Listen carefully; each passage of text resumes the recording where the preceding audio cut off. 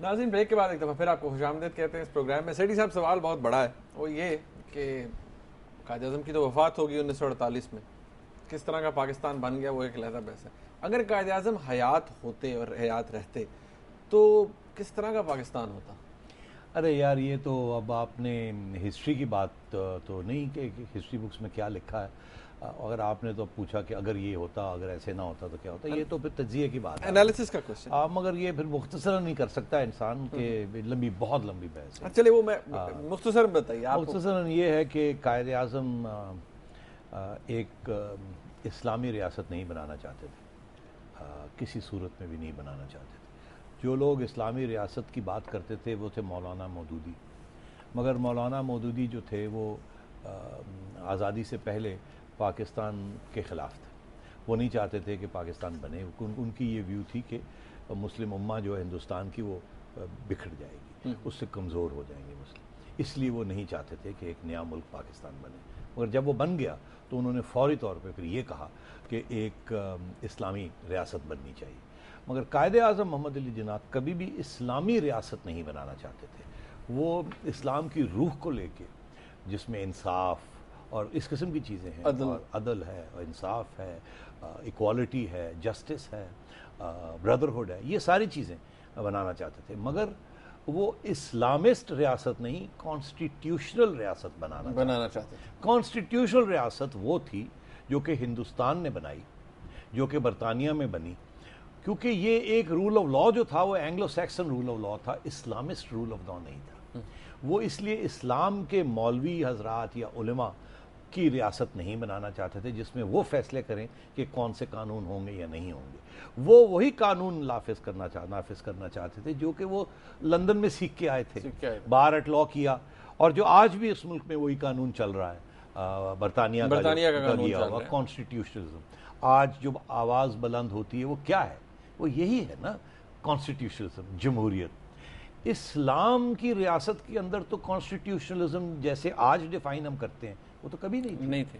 یہ جو آزاد جوڈیشری کی بات کرتے ہیں تو کبھی نہیں تھی. اسی لیے جب طالبان نے یہ ذکر کیا حال ہی میں کہ ہم صوفی محمد صاحب نے کہ ہم اسلامی ریاست بنانا چاہتے ہیں جس میں نہ جمہوریت ہوگی جیسے آپ جانتے ہیں جمہوریت کو, نہ یہ جوڈیشری ہوگی, نہ یہ سپریم کورٹ ہوگا جیسے آپ جانتے ہیں, نہ یہ آزاد میڈیا ہوگا جیسے آپ جانتے ہیں. تو پھر ہمیں سمجھ آئی کہ ارے بھائی یہ لوگ کیا کہہ رہے ہیں. اس سے پہلے تو ہم سمجھتے تھے یہ تو اسلام کے سپاہی ہیں.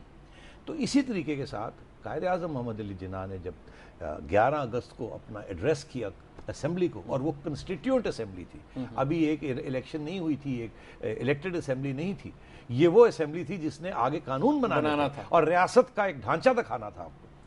انہوں نے اس وقت یہ کہا کہ ہم اسلام کے اصولوں کے اوپر چلیں گے مگر اسلامی ریاست نہیں بنائیں گے, کیونکہ ہم یہاں ہندوز بھی ہیں, مسلمان بھی ہیں, پارسی بھی ہیں, ہمارے یہاں برادریاں بھی ہیں, ہمارے رنگ بھی فرق ہے, ہر قسم کے لوگ یہاں ہیں. ٹھیک ہے ہم میجورٹی میں مسلمان ہیں, مگر ہم یہاں ایک کانسٹیٹیوشنل ریاست بنائیں گے جہاں جو سٹیزن ہے, جو شہری ہے, اس کی جو نشاندہی ہے وہ یہ نہیں ہوگی کہ تم مسلمان ہو یا تم ہندو ہو یا تم پارسی ہو یا تم سکھ ہو, یہ نہیں ہوگی.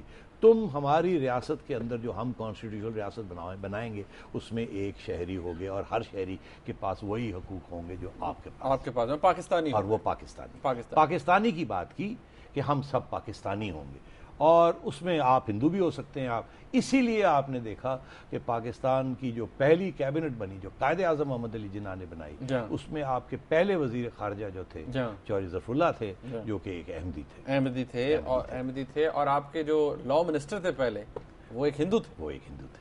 تو آپ کے پہلے لا منسٹر اور آپ کے پہلے فورن منسٹر وہ مسلمان نہیں تھے. تو یہ قائد اعظم کی خواہش تھی اور یہ ان کی خواب تھی, مگر وہ ایسے نہیں ہوا. اس کے بعد وہ فوت ہو گئے. اس کے بعد لوگوں نے یہ فیصلہ کیا, جو ان کے ساتھ کے ساتھی تھے جن کی کوئی اہمیت نہیں تھی, انہوں نے اب اپنی اہمیت بنانی تھی اور پاور سیز کرنا تھا, اور انہوں نے پھر یہ سوچا اب ہم آگے کیسے بڑھیں. قائد اعظم کو تو لوگ چاہتے تھے, ان کی تو ایک لیجٹمیسی تھی, ان لوگوں کی کوئی لیجیٹمیسی نہیں تھی, انہیں کسی چیز کی ضرورت تھی تاکہ لوگ ان کو سوال نہ پوچھ سکیں. تب آبجیکٹیو ریزولوشن بھی پھر آتا ہے, پھر آبجیکٹیو ریزولوشن آتا ہے اور بعد میں اور یہ اسلامی ریاست کی بات ہوتی ہے. اچھا سیٹھی صاحب ایک بات ہے, یعنی کہ ہم یہ اپنے ناظرین کو ضرور بتا دیں گے قائد اعظم کی کسی سپیچ میں کسی جگہ بھی انہوں نے آئیڈیالوجی آف پاکستان, تو میں نے جتنی سپیچ نہیں, یہ آئیڈیالوجی آف پاکستان کی آپ نے بات کی, یہ ہوا یہ کہ آئیڈیالوجی آف پاکستان جب میں اسکول میں تھا 1950s میں اور کالج میں تھا 1960s میں, تو اس وقت تو آئیڈیالوجی آف پاکستان کا تو ذکر ہی نہیں تھا. میں نے تو یہ لفظ ہی نہیں سنا تھا کہ یہ آئیڈیالوجی آف پاکستان کیا ہوتی ہے. مگر جب میرے بچے اسکول جا رہے تھے 1980s میں, تو اس وقت آئیڈیالوجی آف پاکستان ہر ٹیکسٹ بک کے اندر ideology of Pakistan, ideology of Pakistan, ideology of Pakistan. تو یہ آئیڈیالوجی آف پاکستان کہاں سے آئی؟ بچوں کو یہ سکھایا گیا کہ آئیڈیالوجی آف پاکستان تو ہمیشہ سے تھی, جب سے جیسے پاکستان کا ایک آئیڈیا تھا 8ویں 9ویں صدی سے لے کے آج تک, تو آئیڈیالوجی آف پاکستان بھی وہی تھا. اور آئیڈیالوجی آف پاکستان کیا تھی؟ اسلامک آئیڈیالوجی تھی. یہ تین چیزوں کو لنک کر دیا ہسٹری بکس میں. اچھا یہ جو مگر اسلام آئیڈیالوجی آف پاکستان کا ذکر قائد اعظم نے ایک بھی سپیچ کے اندر, اگر کوئی شخص یہ ان کی کوئی سپیچ نکال کے دکھا دے کہ انہوں نے لفظ آئیڈیالوجی آف پاکستان کا استعمال کیا ہو, تو وہ کہتے ہیں آئی ول ایٹ مائی ہیٹ, اس کے اوپر میں نمک اور کالی مرچ چھڑک کے تو اپنی ٹوپی کھا لوں گا. قائد اعظم نے آئیڈیالوجی آف پاکستان کا ذکر ہی نہیں کیا. اور سیکولر اسٹیٹ کی بات, وہ بالکل, وہ تو جیسے عرض کیا, سیکولر کا بھی یہاں لوگوں کو مطلب نہیں, وہ سمجھتے ہیں جی سیکولر کا مطلب ہے لا دینیت. ارے بھائی لا دینیت نہیں ہے, ایسی کوئی بات نہیں. مگر چلیں وہ چھوڑے, ہم اس ڈیبیٹ میں نہیں پڑھتے. ناظرین ہمارا جو کل کا پروگرام ہے, یہ ہم نے کوشش کی کہ اس ایک پروگرام کے اندر آپ کو بتا دیں کہ تاریخ کے اندر کیا تھا, اصل میں کیا ہوا, اور جو لکھی گئی ہے تاریخ وہ کیا ہے اور اس میں فرق کیا ہے. آپ خود جا کر اسے پڑھ بھی سکتے ہیں, اور اگر آپ کو کوئی اسی جگہ ہماری کریکشن کرنی ہے تو وہ بھی ضرور کر دیجیے گا. لیکن ہم نے بڑی تھورو ریسرچ کی ہے اس کے اوپر, اور ہمیں تو کم از کم یہ فیکچوئل انیکوریسیز نظر آئی ہیں. ناظرین جو کل کا پروگرام ہے اس میں ہم بات کریں گے کہ پاکستان کے اندر پاکستان کی افواج نے اور ہم نے جو جنگیں لڑی ہیں, خاص طور پہ بھارت کے ساتھ ہی زیادہ تر, اس میں ان کی میتھولوجی کیا ہے. 1948 کی جنگ کی بات کرتے ہیں, 1965, 1971, پھر کارگل وار کی بات ہوتی ہے. کچھ وہ سچ ہے جو آپ نے اور ہم نے پڑھا ہے کتابوں کے اندر, لیکن شاید وہ پورا سچ نہیں ہے یا پھر وہ غلط بات ہے. اس کے بارے میں بات ہوگی.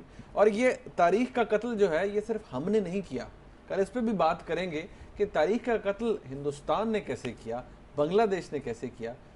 پوری جو ڈیبیکل ہے 1971 کا, جسے ہم ڈھاکہ فال بھی کہتے ہیں, اس کے اوپر بھی ڈسکشن ہوگی کل کے پروگرام میں. تو کل کا پروگرام بھی اسی کی ایک کنٹینیویشن میں ہوگا, ضرور دیکھیے گا اور اس کا فیڈ بیک بھی ہمیں ضرور دیجیے گا. دیکھنے کا بہت شکریہ. اللہ حافظ.